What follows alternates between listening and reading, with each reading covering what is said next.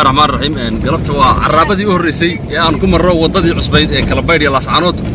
halkani waa meesha ay ka bilaabato wadada Kalabayd ee la Sacanood xigta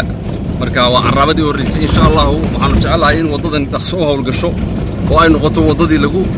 faa'iiday ama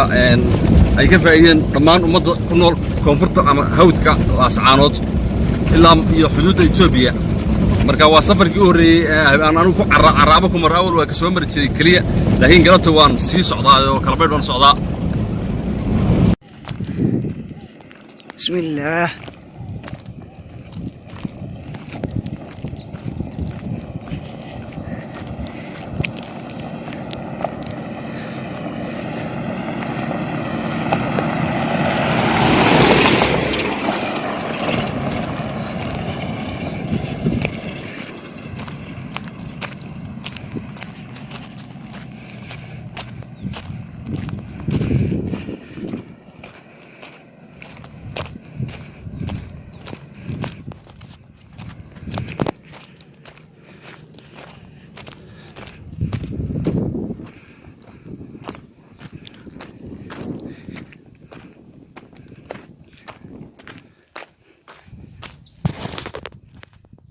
أيوة عربة وناكسن يبورتي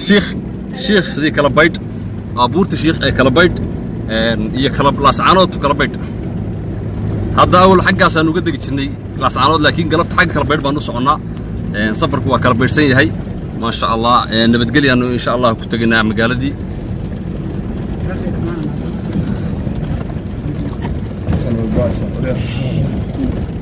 أمير ميركا